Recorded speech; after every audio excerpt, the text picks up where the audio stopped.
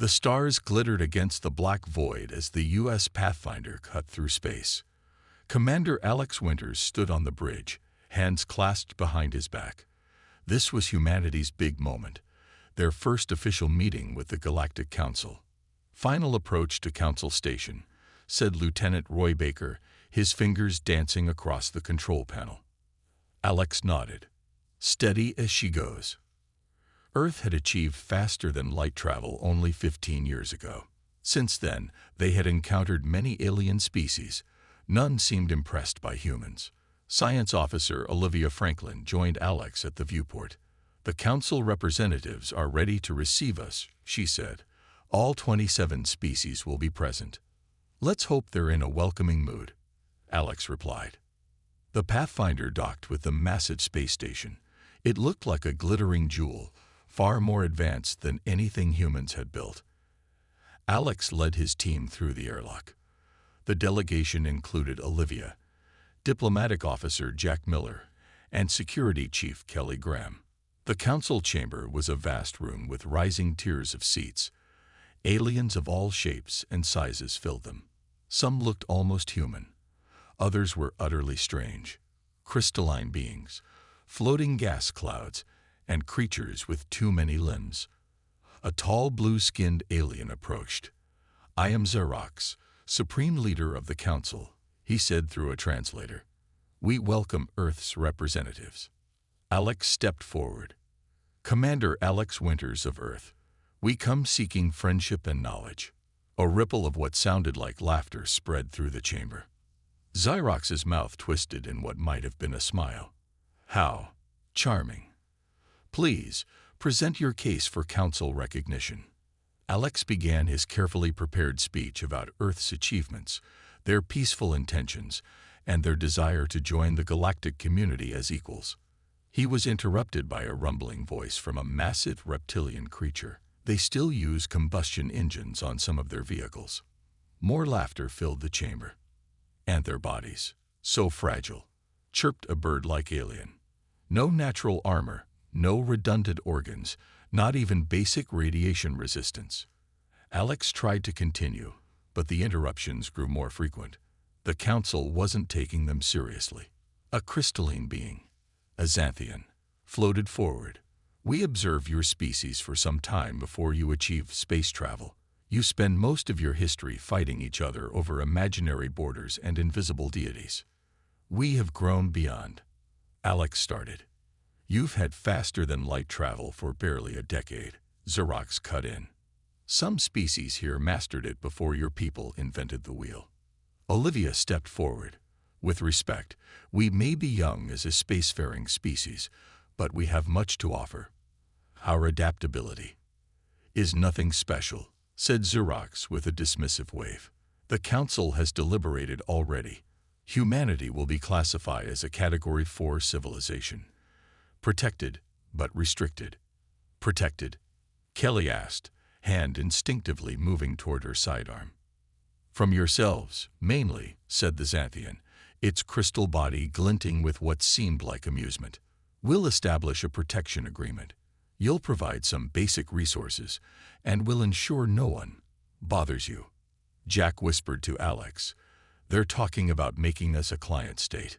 We didn't come here to become servants," Alex said firmly. Xerox laughed openly now.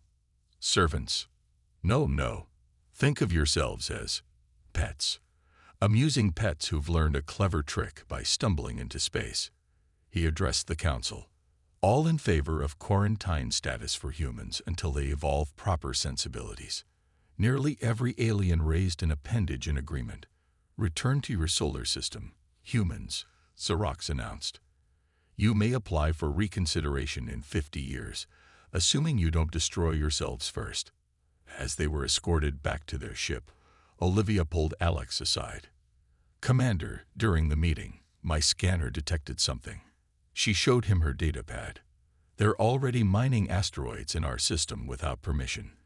They've been taking our resources for years." Alex's jaw tightened. "So their talk of protection is a lie." "It seems the joke's on us," Jack said bitterly.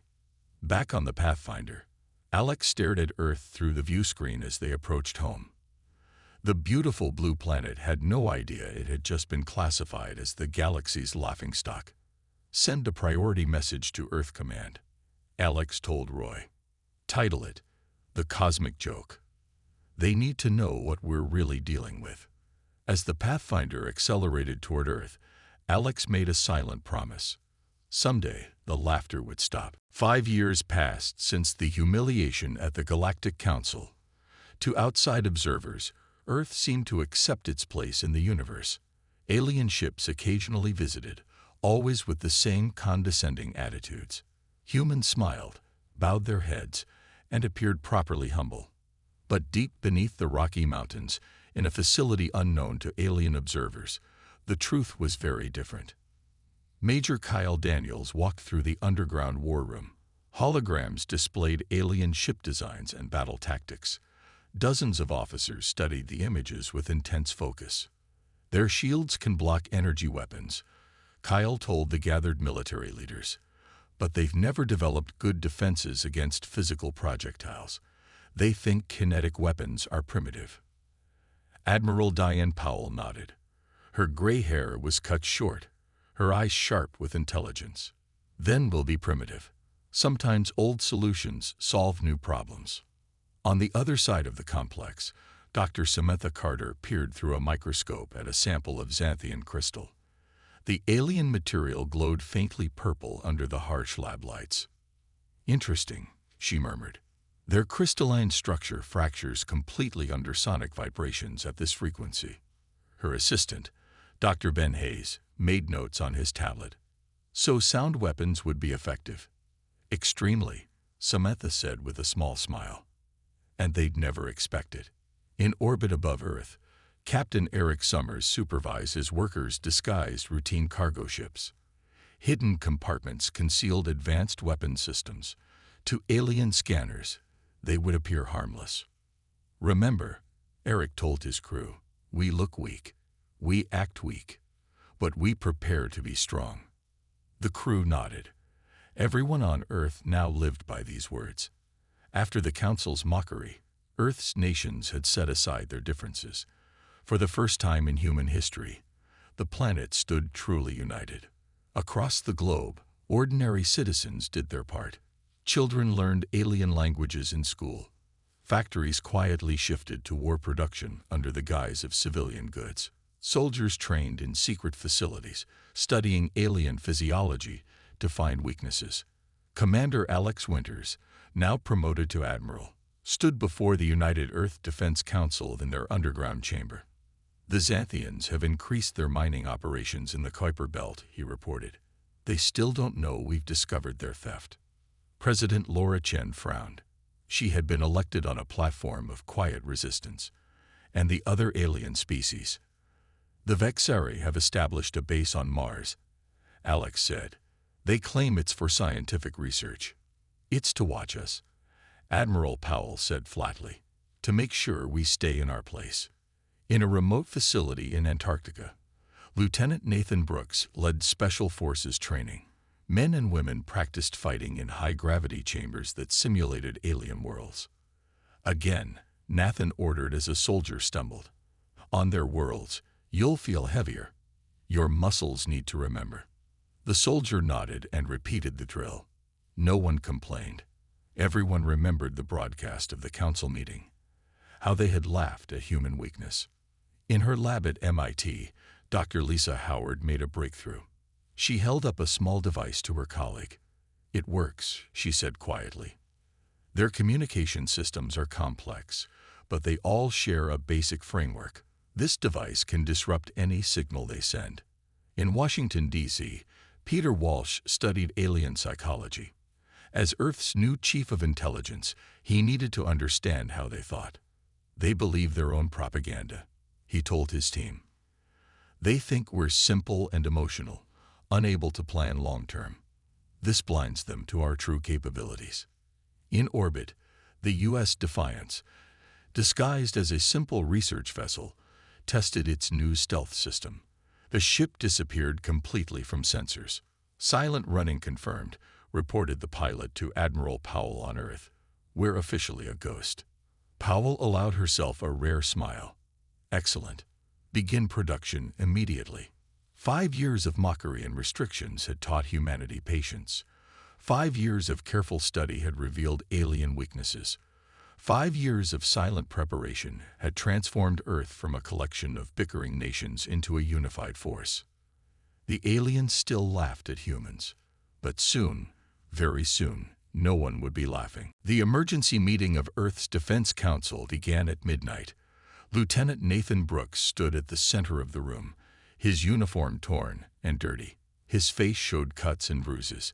He had just returned from what was supposed to be a peaceful mining mission to the asteroid belt. "They took 50 of us," Nathan said, his voice rough from dehydration. "The Vexari ship captured our vessel, claiming we violated their territory. But we were in Earth's solar system, in our own mining zone." President Chen leaned forward. "What happened to the others?" "Forced labor on a Vexari moon base. They're working humans to death, Madam President. I escaped using the training we developed. They didn't expect a human to survive in space with minimal oxygen for so long." Admiral Alex Winters studied the evidence Nathan had brought back. Videos of humans in chains, working in dangerous conditions. Some looked like they were starving. "This isn't just happening near Earth," Nathan continued. "I found records on their ship. The Vexari have taken hundreds of humans from our small colonies. They call it resource acquisition. They're treating us like animals." The room fell silent. For 5 years, Earth had prepared while appearing compliant. Now the council races had crossed a line. "It's time," Admiral Powell said simply. President Chen nodded. "Activate Operation Humble Beginning." 3 days later, the disguised Earth ship Defiance approached a small Vexari outpost near Jupiter. The outpost monitored human activities and served as a transfer point for stolen resources. To Vexari scanners, the Defiance appeared to be a routine supply ship. Captain Eric Summers sat calmly in the command chair, all systems ready, weapons hot but shielded from scans. "We are being hailed," reported Communications Officer Fiona Reed. "On screen," Eric ordered. A reptilian Vexari face appeared. "Human vessel, state your purpose." "Routine supply delivery," Eric said, lowering his eyes in the submissive gesture humans had adopted when dealing with superior species.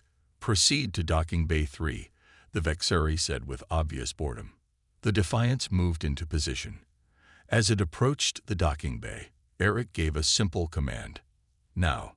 The ship's harmless exterior fell away, revealing weapon ports. Before the Vexari could react, precisely targeted missiles, physical projectiles, not energy weapons, struck their shield generators. The Vexari had never bothered to shield against primitive kinetic weapons. "Launch boarding parties," Eric ordered. Teams of human soldiers in specialized armor burst from the Defiance. Their suits, designed by Dr. Howard, disrupted Vexari communications. The surprised aliens found themselves fighting an enemy they had dismissed as weak. It was over in 20 minutes. The outpost fell with minimal human casualties. Lieutenant Nathan Brooks led the team that freed 30 human prisoners from the outpost holding cells. "Earth sent us," he told them as they wept with relief. Back on Earth, the Defense Council watched the operation's success. "First strike complete," Admiral Powell reported. No survivors escaped to warn the main Vexari fleet. As far as the Council knows, the outpost suffered a catastrophic accident. Dr. Samantha Carter studied data streaming in from the captured outpost. "Their technology is exactly as we predicted. Our countermeasures worked perfectly." The Council's main communications channel suddenly activated. A Vexari commander appeared, speaking to someone off-screen. "The human outpost. A minor accident. Their equipment is primitive and dangerous. Nothing to concern the Council with." Admiral Winters smiled thinly. "They're dismissing it. Their arrogance is working in our favor." President Chen stood. "Prepare the next phase. Target the mining operations stealing Earth resources, and extract every human prisoner." Major Kyle Daniels studied the battle recordings. They were completely surprised by our tactics. They expected energy weapons and standard approaches. They've never faced an enemy who adapted specifically to fight them. They still think we're primitive, Admiral Powell said. Let them keep thinking that while we free our people. Earth had struck its first blow. The universe hadn't noticed yet, but everything had changed. 3 months after the first strike, Earth's leaders gathered in the underground command center. The room buzzed with energy as Dr. Lisa Howard unveiled her latest creation. We call it the Adaptation Initiative, she said, pointing to the holographic display. We've studied the alien technology from the Vexari outpost. Their designs are advanced but fixed. They haven't changed their basic systems in centuries. Admiral Powell picked up one of the new weapons from the display table. It looked like a simple rifle but contained technology far beyond what aliens thought humans capable of creating. They think we're copying them, Powell said with a small smile. They don't understand that we're improving their designs. On the main screen, footage played of human ships engaging Vexari patrols near Neptune. The alien vessels fired energy weapons that human shields, based on stolen Xanthian technology, but modified, absorbed easily. The human ships returned fire with kinetic weapons that tore through alien defenses. The Council races still don't realize what's happening, Major Kyle Daniels reported. Each defeat is reported as an isolated incident. Their pride won't let them admit that humans are responsible. In another part of the facility, Colonel Ryan Phillips trained special forces in a high-gravity chamber. His soldiers moved with surprising speed, despite the crushing weight. Again, he ordered as they ran the combat drill. On Vexari worlds, you'll feel heavier, but you'll still be faster than they are. Their bodies evolved in lower gravity. Use that advantage. The soldiers nodded and repeated the drill. No one complained. Earth's military now trained harder than any force in human history. Aboard the rebuilt and upgraded Pathfinder, Commander Alex Winters worked with the ship's new AI system. They called it Vengeance, though officially it had a more diplomatic name. Run the simulation again, Alex told the AI. Show me what the Xanthian fleet will do if we approach from Sector 7. The holographic display showed alien ships reacting predictably to the human approach. Their tactical systems follow strict protocols, Vengeance reported in its calm voice. They cannot adapt quickly to unexpected strategies. Alex nodded. And that's their weakness. They think logic alone wins battles. In her lab, Dr. Samantha Carter made a breakthrough. She called in Admiral Powell and President Chen immediately. Look at this, she said, pointing to a genetic display. Humans evolved on a high-gravity, high-radiation planet with extreme temperature variations. Our bodies are designed to adapt to harsh conditions. How does this help us? President Chen asked. The Council races evolved on stable, protected worlds. They can't survive what we take for granted. Our weakness is actually strength they don't understand. On the edge of the solar system, Captain Eric Summers led a fleet of 5 ships toward Alpha Centauri, Earth's nearest stellar neighbor. The system contained a major Vexari base built to monitor human activity. Approach with caution, Eric told his fleet. Standard formation until they detect us. The small human fleet moved silently toward the alien base. When they were detected, the Vexari commander sent an arrogant message. Human vessels, you have violated Council space. Return to your system immediately or be destroyed. Eric smiled. Now, the human ships activated their new shields and weapons. The battle that followed shocked the Vexari. Human vessels moved in unpredictable patterns. Their weapons bypassed alien defenses. Their tactics seemed to change minute by minute. They're adapting to our response, a Vexari officer cried in disbelief. How can they change strategies so quickly? The battle ended in 2 hours. The massive Vexari base fell to the small human fleet. In the council chambers, an alien scientist named Xrael studied reports from the lost outposts. Unlike other council members, Xrael recognized the pattern. The humans, Xrael told a superior quietly. They're not just fighting back. They're winning. Impossible, the superior said dismissively. They're primitive creatures. Frel looked at the battle data again. I believe we've made a terrible mistake in judging them. 1 year into the conflict, Earth forces had liberated 7 star systems. Human fleets now pushed deeper into Council space. The aliens who once mocked humanity now faced a foe unlike any they had encountered before. Admiral Diane Powell stood on the bridge of the U.S. Defiance, now the flagship of Earth's growing fleet. On the view screen, a Xanthian colony world glowed blue and green. The Xanthian military forces have surrendered, reported Captain Roy Baker. Their civilian population is requesting terms. Powell nodded. Standard protocol. No harm to civilians. Secure military assets only. The Xanthian representative appeared on screen, crystal body dimmed with what seemed like fear. You will not destroy our cities. That's not how humans wage war, Powell replied firmly. We only target military installations. The Xanthians seemed confused. But we would have destroyed your cities had we the chance. That's the difference between us, Powell said. Prepare to receive our diplomatic team. On another front, pilot Grace Martinez led a daring raid against the Council's main weapons facility. Her squadron of 12 small craft slipped past the massive defense grid by using a tactic no alien would consider, flying directly through a nearby star's corona. The extreme radiation would kill most species, but the human pilots in their specially designed suits survived. Target in sight, Grace told her team as they emerged from the blinding light of the star. Remember, capture intact if possible. The aliens defending the facility never saw them coming. Grace's team disabled the outer defenses and landed in the main hangar. Within hours, humanity had captured the Council's most advanced weapons research.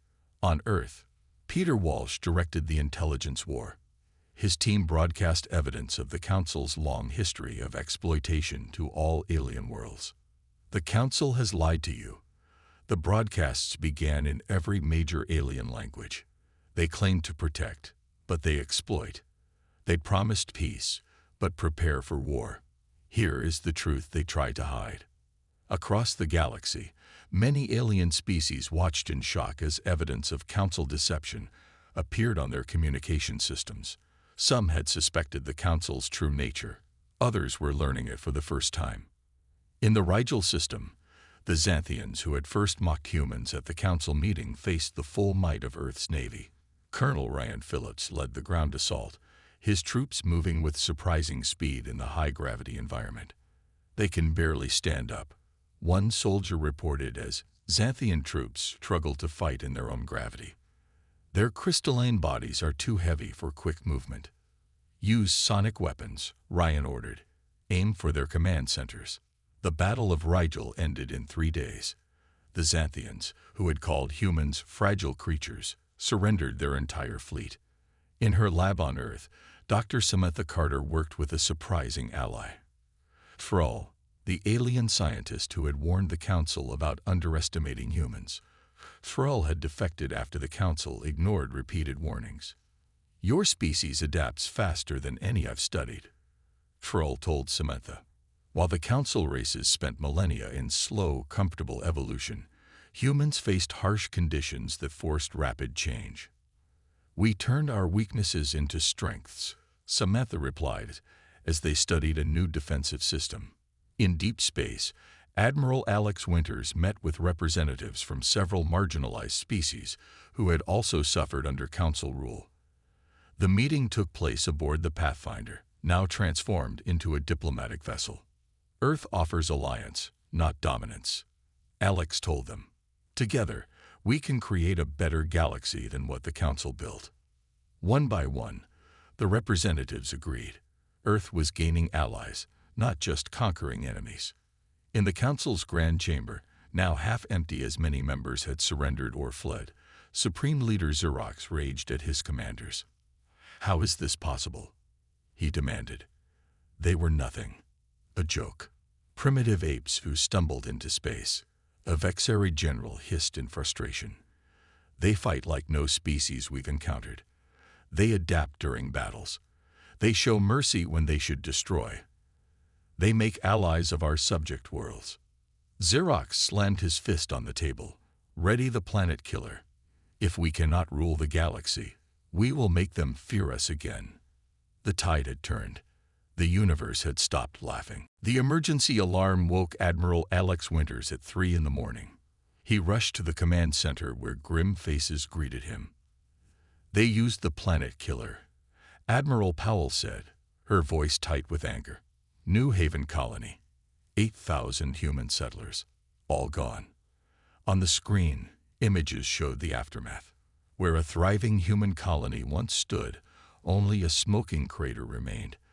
The Vexeri had unleashed their most terrible weapon against a civilian target. President Chen's face appeared on the main screen from Earth. This changes everything. The Council has broken the final rule of war. For months, the war had followed a pattern. Earth forces defeated alien military targets but protected civilian populations. Humans showed mercy where the Council expected cruelty.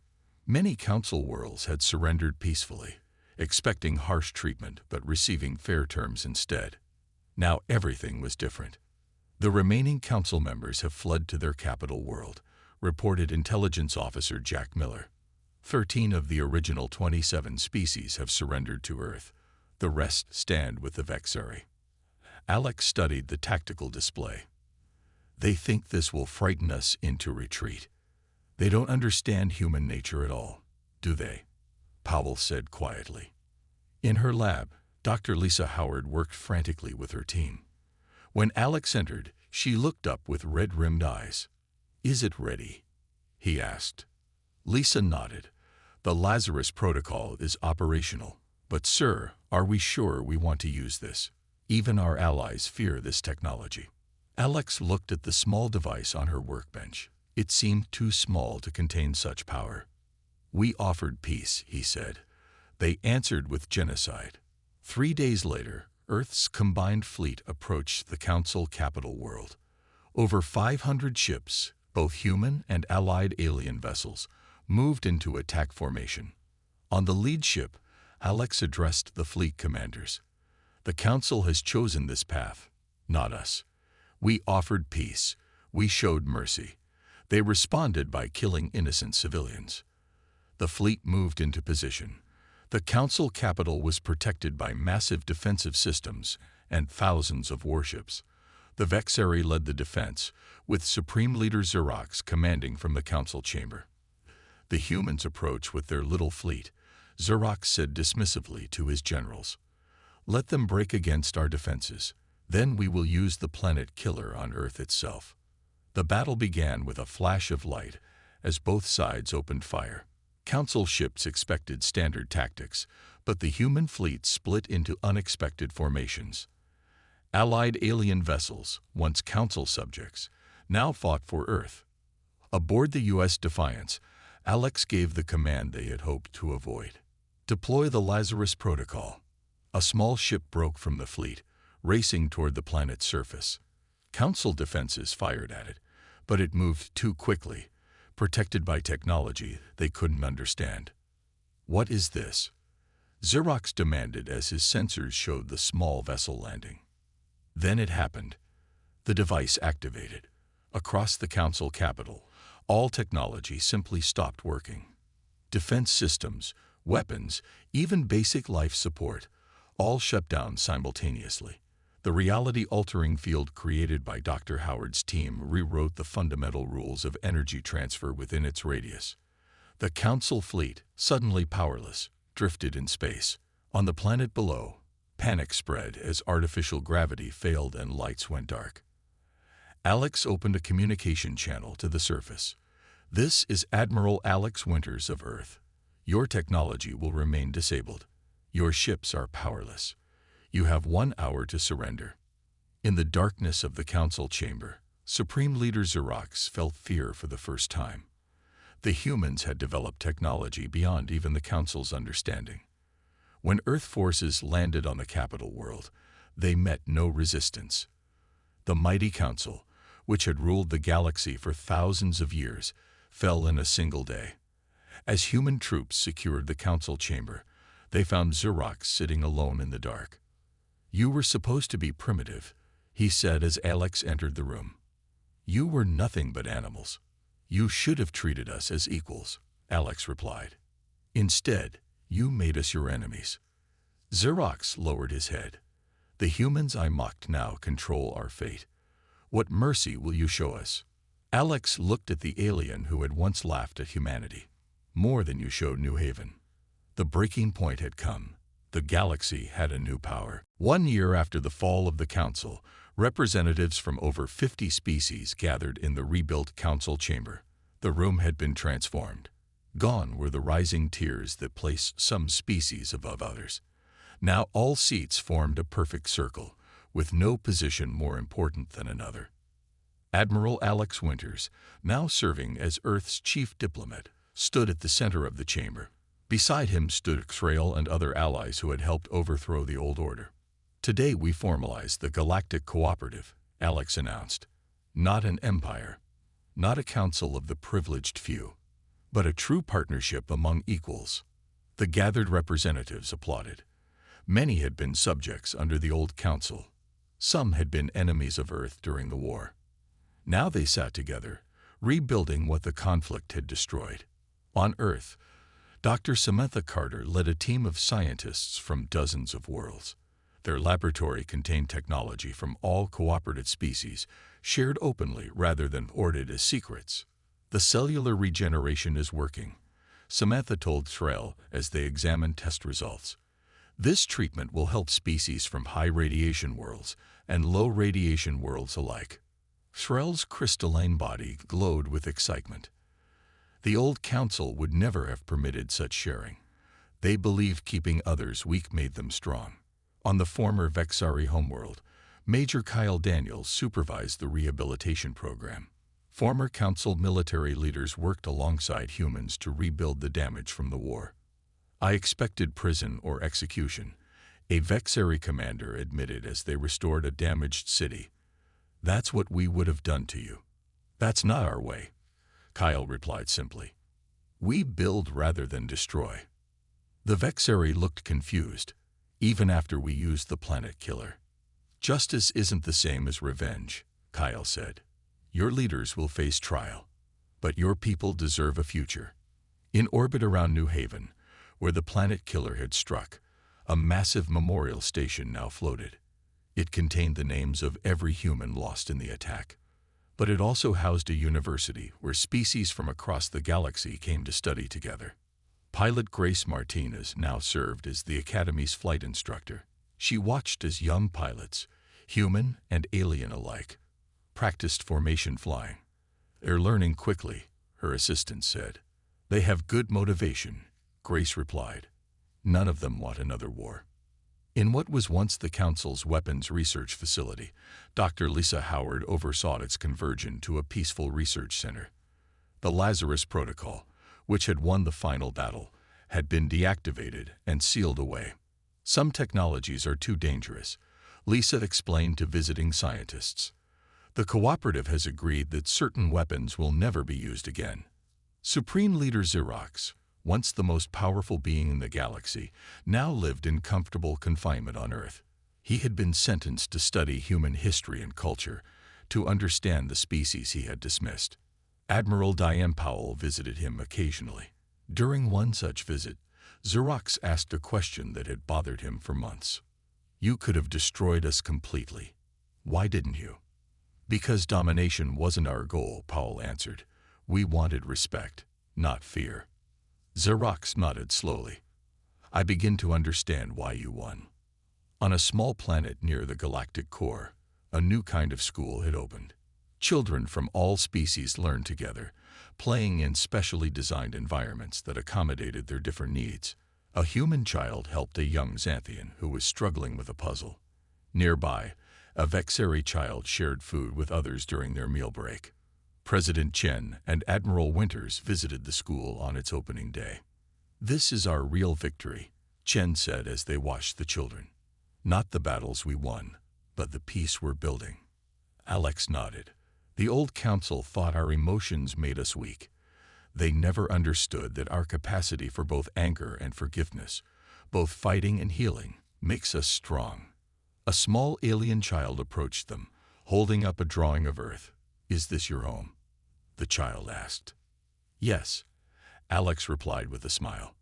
"But now, the whole galaxy is home to all of us." The universe had indeed stopped laughing at humanity, but humans hadn't sought vengeance. Instead, they had created something new. A galaxy where no species would ever again be mocked for being different. The final victory wasn't domination. It was understanding.